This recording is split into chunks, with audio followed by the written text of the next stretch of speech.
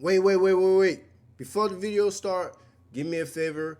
Go down in the description down below and follow the Discord, man. Join the Discord and let's get the Wavy family started. All right, man. YouTube, man. Y'all heard what bro said, right? Y'all go down in the description down below. Y'all follow the Discord. And look, we got Funny Mike. Went from killing people to a fucking comedian. Now, if you don't know about 22 Savage, man, he's just a young nigga, man. They do it. A body and facing a murder charge to becoming a family-friendly YouTuber stacking millions. Funny Mike's story is one of the wildest flips the internet's ever seen. Before the pranks, the challenges, and the family skits, he was MacArthur Johnson, a kid from Baton Rouge, Louisiana, a city where you better keep that thing on you or you might end up a pack. But how does someone go from facing life in prison to building one of the biggest kids-friendly YouTube channels? And is the past really behind him, or is it still waiting to catch up? MacArthur Johnson, born October 8th, 1996, grew up in the trenches of Baton Rouge. In his own words, growing up in Baton Rouge meant... Is this skate still open or is it closed? Cause I ain't gonna cap. I fuck with Funny Mike, bro. I still remember. I've been watching this nigga for a very long time. You see what I'm saying, bro? That nigga, like, first time I seen him on the internet was obviously 22 Savage when he was going by 22 Savage. But then he changed his life around and became, like they're saying, a family-friendly YouTuber and stuff like that. And the reason why I heard that he did all that changing around, because, you know, obviously what they're going to talk about, he had a little case. You know what I mean? He was about to face some time in jail. And I think the judge gave him, like, a second chance. Damn, a second chance to freedom. And that's why, you know, he changed his life around. But growing up in Baton Rouge, man, you don't do something that's not in the street wise, you're gonna end up in jail or dead. The hood shaped him, pushing him toward the trap life as a young hustler, just trying to make it out. Johnson had his fair share of run-ins with the law as a young bull. He caught some cases and spent time in juvie for throwing hands and other charges he's been reluctant to speak on. In his Vlad TV interview, he mentioned that he would always burn it out, meaning he'd beat those cases quick and never had to do a long bid. Like, how much time do you think you spent in juvenile altogether? Oh, juvenile? I ain't spent that long in juvenile. I had burned it out. Like many young men looking for a way out of their circumstances, Johnson turned to music. Baton Rouge has a rich hip-hop history, with artists like Boosie being major influences on the youth there. In fact, Johnson has stated that Boosie was his biggest influence growing up, saying he was listening to Boosie before Kevin Gates. Before finding success, Johnson went through a series of different personas and names, trying to find what would stick. He went by Lit Mac on the track, Lit Guno, Mighty Mike, and Girl He Funny at different points. So what was the first name? My first name was Lil Mac. Lil Mac. On the track. Lil Mac on the track. Lil Mac on the track. Yeah, see, that so was my you first. a pimp? Shit, I slapped them hoes down, for real. Real talk. But yeah, that was one of my rap names. Initially, he tried to make it as a rapper, but when that wasn't taking off, he pivoted to comedy on social media platforms like Vine and Instagram. His relatable comedy about family dynamics and childhood experiences started getting traction. Johnson explained that he started that after rapping wasn't taking off, seeing comedy as another potential path to success. After rapping wasn't taking off for me, you know what I'm saying? I started then to try to see what can I, you know, get out of it, you know what I'm saying? But then shit just started going up, you know what I'm saying? So you get in the Instagram comedian thing, right? And one situation took off, you know, on the Instagram. This hustle and willingness to adapt would eventually pay off, but not before a major controversy and legal trouble that nearly derailed everything. In 2016, when Atlanta rapper 21 Savage was gaining popularity, Johnson made a strategic move that would change his trajectory. 22 Savage, nigga. He dropped the line, "This ain't 21, this 22," and people caught on. 22. No. Seeing the reaction, he decided to adopt the persona of 22 Savage, a clear parody of 21 Savage. Yeah, it was just a freestyle with the woo. Now, how did the freestyle go? You know, I was like, this ain't 21, bitch, this 22, whip, skirt, woo. You know, and then everybody just fucked with it. Johnson released a song called Jumpin' as 22 Savage, which quickly gained traction. The audio alone was racking up thousands of plays within hours. And after that, there was like a 23, a 24, a 25, a 26 Savage. I ain't gonna lie. I remember that time, but that shit was crazy. That was a crazy when he time. dropped the video, it exploded, reaching millions of views. When you put out Jumpin', you put out his audio first. Yeah, it did numbers like overnight. Like it was doing numbers like first hour it did 5,000. Like through the week, shit, it was like 50,000. So I'm knowing it's doing something. So that's why I was like, yeah, we got to do a visual to it, visual out, and it just popped off. The 22nd Savage character wasn't just a name. Johnson adopted a similar look and flow to 21 Savage, stretching his words in a similar cadence. When asked if this was intentional, Johnson kept it a buck and admitted, yeah, that was done on purpose, just trying to fuck with him. He was straight trolling. Did you think that anything was really gonna pop off, or this was just another like? Nah, well, really, I didn't really think it was gonna be big as what it is, but I knew it was just gonna do plays and shit, but I didn't really think it was gonna be big. It was what it was. But then you kind of look like 21 Savage a little bit. Man, that's what they say. The music industry and internet took notice. Blog posts started appearing about this 22 Savage character, and the controversy only fueled Johnson's growing fame. Many compared him to other artists who had found success through controversial imitation, like Young Thug with his Barter 6, playing off Lil Wayne's Carter series. What started as a parody soon escalated into a real beef. 21 Savage responded during a performance saying, Ain't no 22. Ain't no 3. Yeah, he went fucking with it. acknowledging the copycat without directly addressing him. So you got on stage and said, ain't no 22, ain't no 23. Oh yeah, I seen that. I saw that. What'd you think? Ain't no 21. It's 22. You know.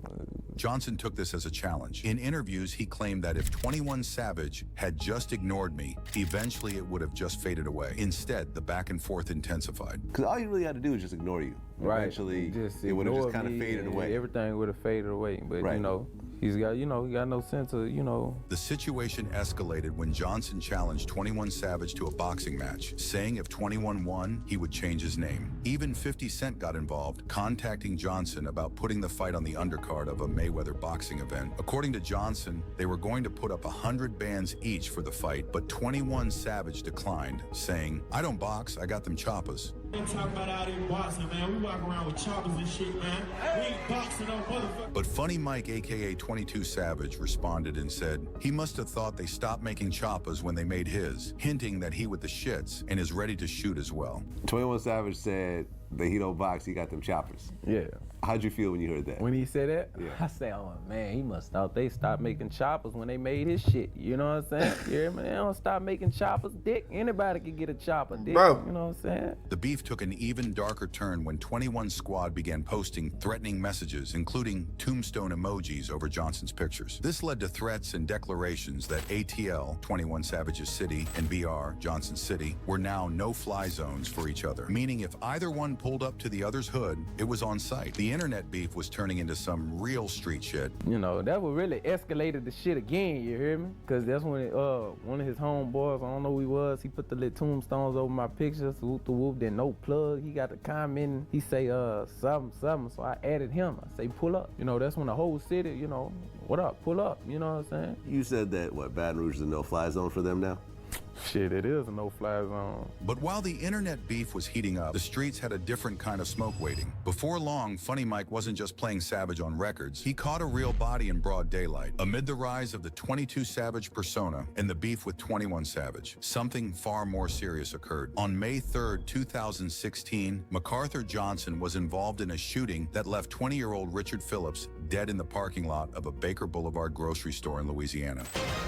Good afternoon, I'm Cheryl Mercedes. I think Funny Mike really bought that shit, nigga. He really bought that shit. Fuck it, that's nothing to praise about, man. You know what I'm saying? Like, RP to bro that died, man. You know what I mean? Like, all jokes aside, bro. I just trying to troll, man. I'm Greg Merriweather. A fight over a flyer for a birthday party has left one man dead and another charged with his murder. The killing happened at a Baker convenience store, and this afternoon, Police Chief Mike Knaps announced a total of 3 arrests in this case. But the suspected shooter insists he did nothing wrong. You didn't fire a gun?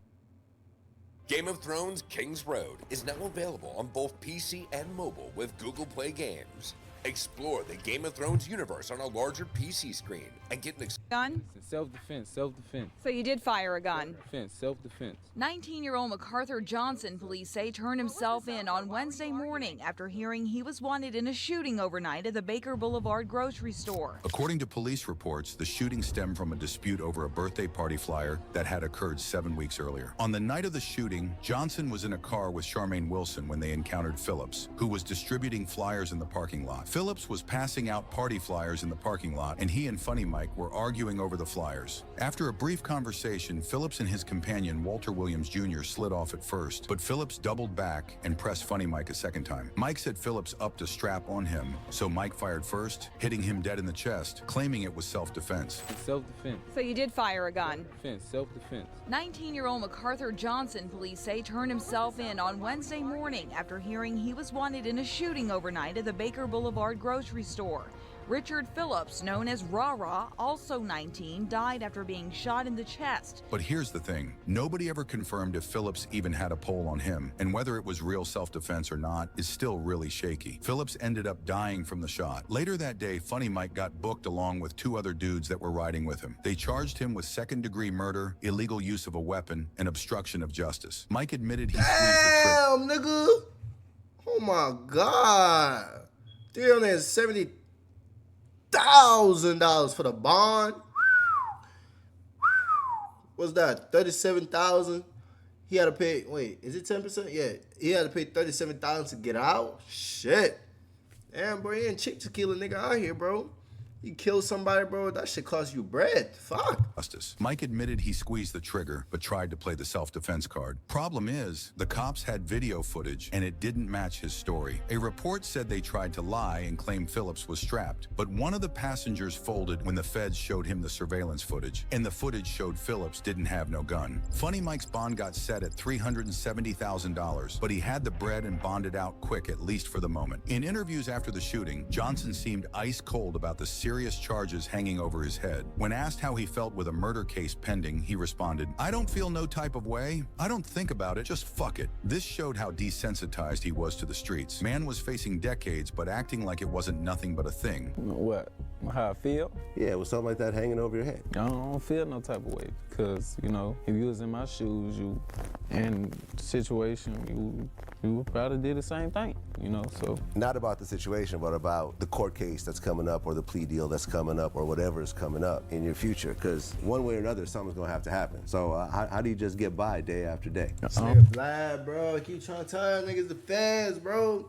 Work with the feds. Every time he got somebody in his interview that always got something going on. They always got a murder case, drug this, and he be asking federal questions. I don't know why I keep going to this man, bro. I don't know, I don't want to think about it. Just fuck it. Fuck it.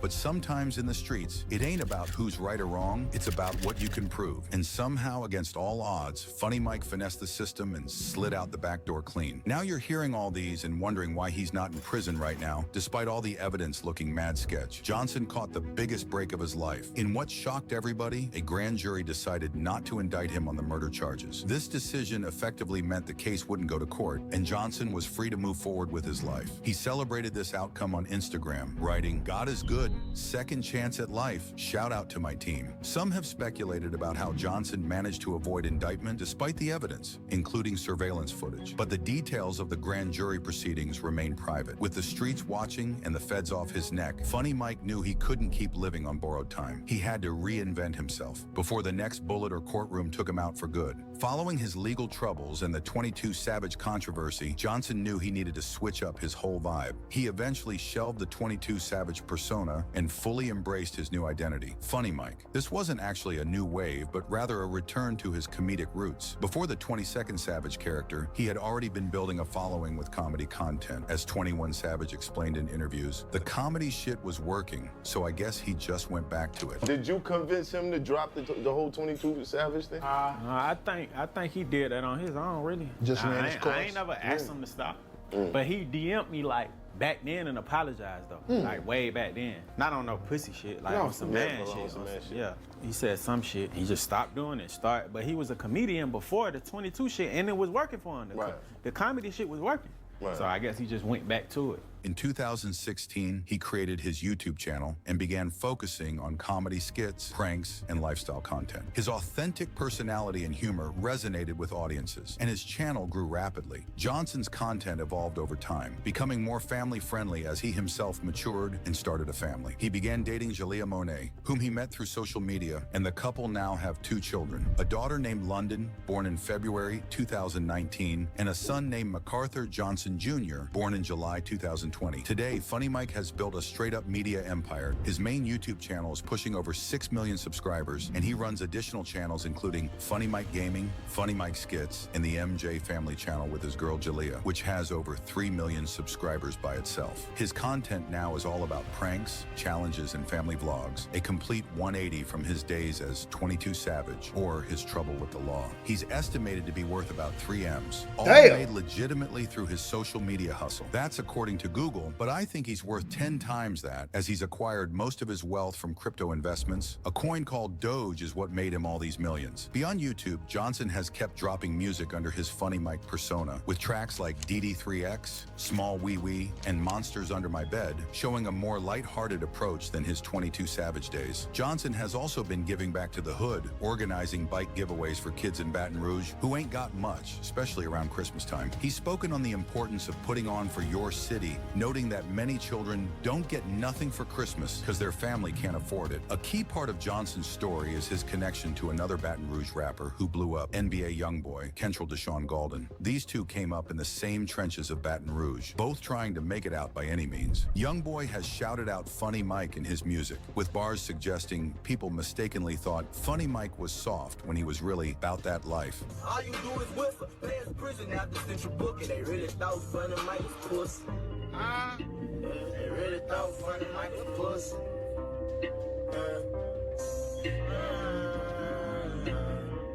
IP Dump.